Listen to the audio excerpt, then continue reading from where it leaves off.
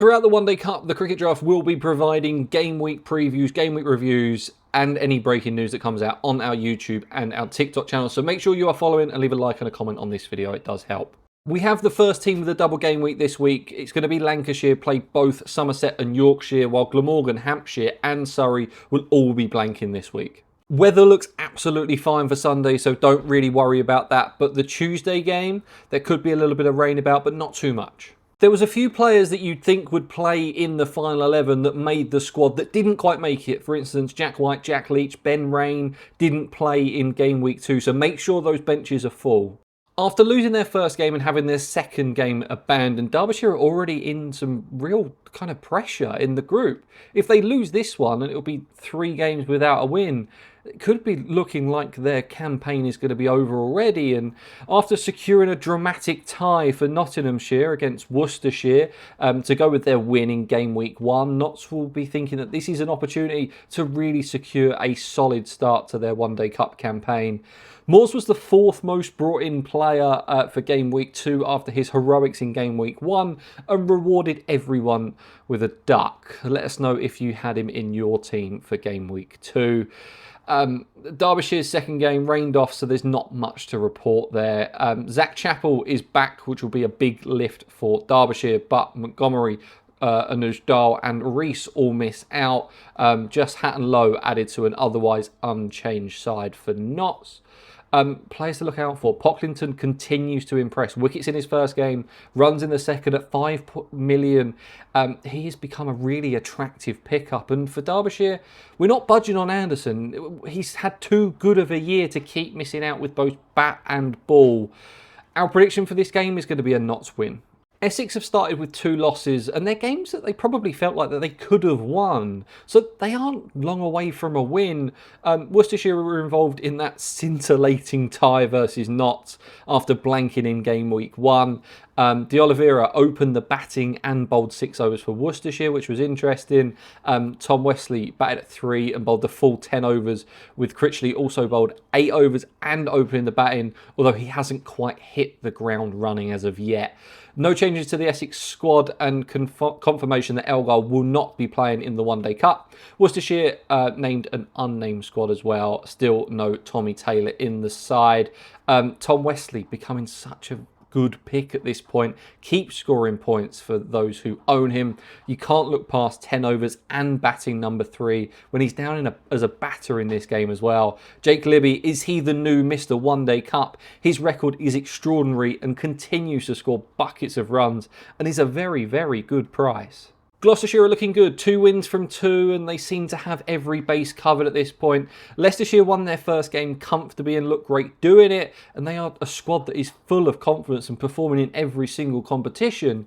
Rishi Patel bowled 7 rather unexpected overs and opened the batting. He was already an attractive pick, but now his bowling becomes a no-brainer. On the other side of the coin, the cricket draft legend Ian Holland bowled beautifully, but was down the lower order. Down lower in the order than the expected at number 7. Bracey has only taken 1 catch in 2 games so far, which is a little bit of a worry. Leicestershire named an unchanged squad, so Masood and Hanscom look like they're going to play the whole competition. Gloucestershire also unchanged, but they did rotate a little bit in the last game, so keep an eye out to see if Shaw is rested, for example.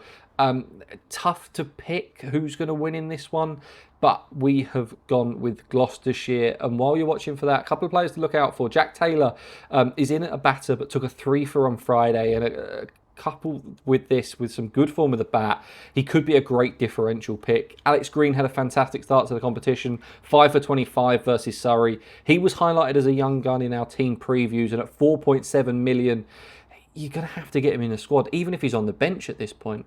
Kent will be gutted that they didn't get a win at Sussex. They seem to have it all wrapped up. Then Sussex, Lenham and Carson took it away from them. Durham have won 1 and lost 1 and seem to be tinkering around with their squad. Getting the squad info on Durham will be key for players going forward. A little bit worried about Ben Rain being left out of the previous game. Joey Everson was our man to watch in game week 2 for Kent, and boy did he come through. 52 off 54, followed by 10 overs for just 30, and all at number 3 in the batting order.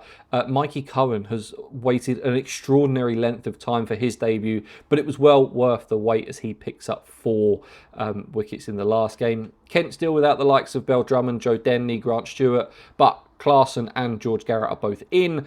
Durham have Cody Yusuf back in the squad, but no Lees or Rain.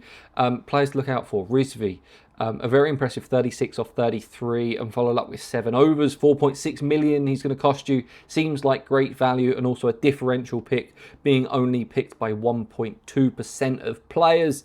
You don't need to look out for this one. He's staring you right in the face. Will Rose is in red hot form. Can you afford to not have him in your squad? He could be becoming the new Mr. One Day Cup. Middlesex blanked in game week 2, but put in a good performance in game week 1, but then got rude. What a performance that was by the Roos, by the way. They are incredible. I just love watching them bat together. Sussex had a great win versus Kent, and are on the board after a loss in game week 1. Josh DeCary's opened the batting and scored 71 and bowled 5 overs. He could be a really good pickup in a game that saw 2 sons of former England captains both opening the batting, both bowling right arm off spin, which I just thought was a little bit that I enjoyed. He was also given out glove before wicket and wasn't very happy, and I did have a little moan to the Somerset admin that they should post the video first. Toby Rowland-Jones came in at 8, which for a bowler is pretty high.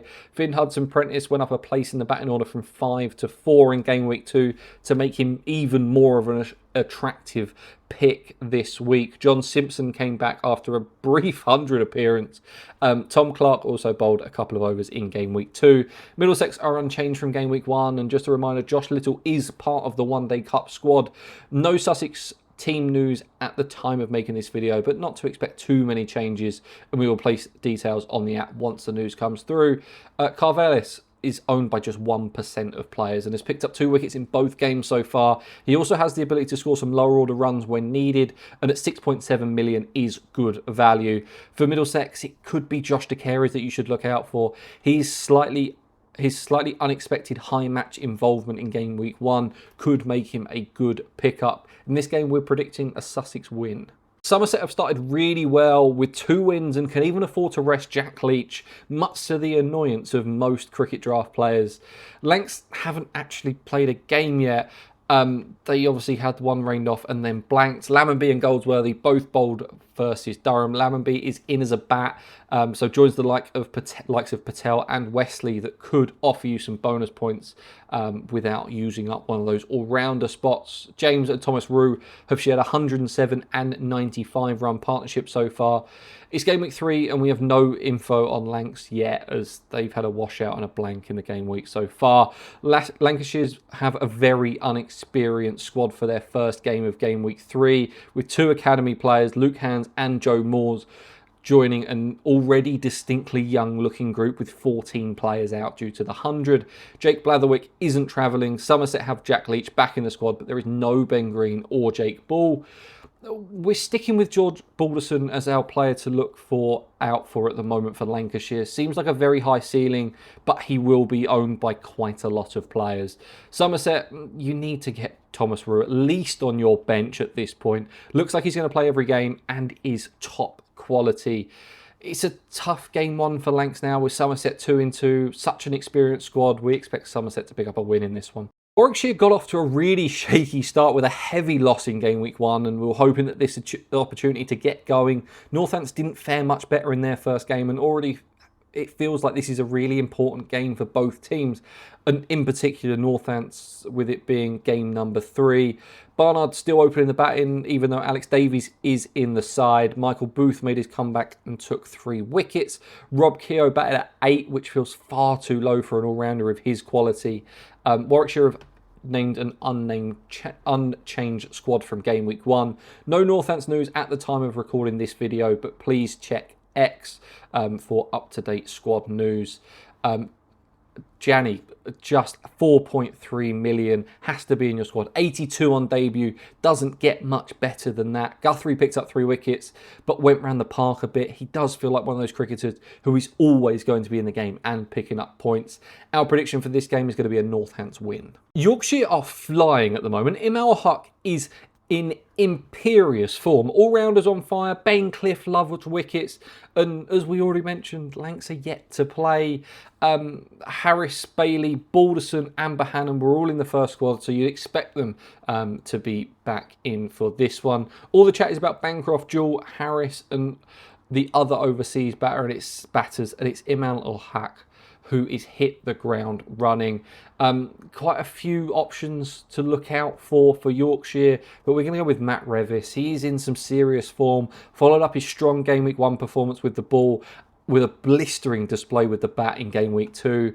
Bailey is as quality as before, and if you select him, he may buck the trend of Lancashire picks with Harris, Balderson and Bell looking like more popular choices. Again, our prediction for this game, Lanks are just missing too many players, so we reckon a Yorkshire win in the Roses clash.